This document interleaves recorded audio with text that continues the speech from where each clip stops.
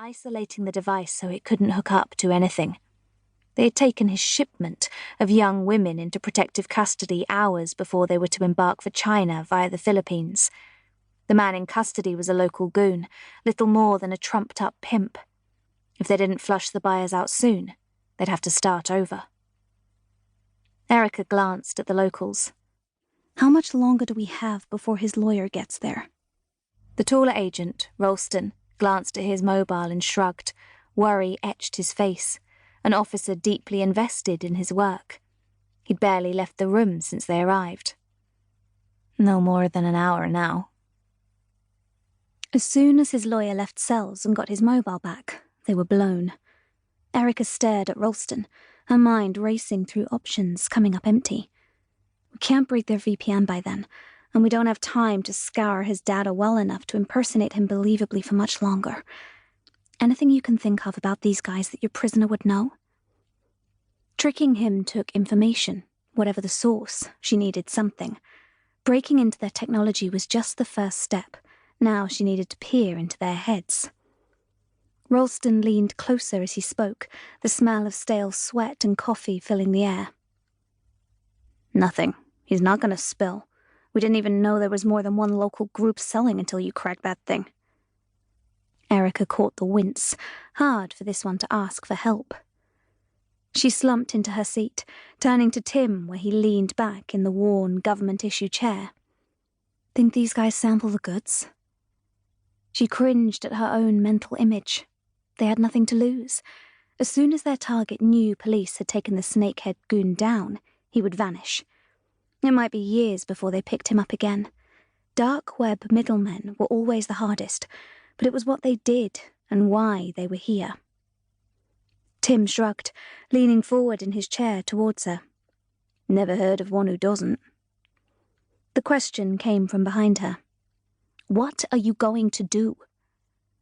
Ericka turned to answer the shorter agent, Chung, who sat on another table against the wall, arms folded across his muscular chest, shirt wet-stained in the armpits. She gestured with her chin towards the screen. Shoot him a bait pic that'll send me his location if he opens it. Sometimes I can load software too. A long shot, but I'll try and work them a bit first to whet their appetites. She leaned back, lifting her fingers from the keyboard. Are any of the girls still in the building? Ralston nodded, still gazing at her screen. Just the youngest, waiting for placement. She's the one who escaped and tipped us off. Gutsy kid. Why? He turned to her, eyes narrowed. Ericka stood up, tugging on her leather jacket, gesturing to Tim to stay on the monitors. I need to talk to her. Does she speak English? Chung nodded. She does. Ericka gestured to him. Let's go. The girl was just a frightened child, delicate features hard, eyes projecting dread.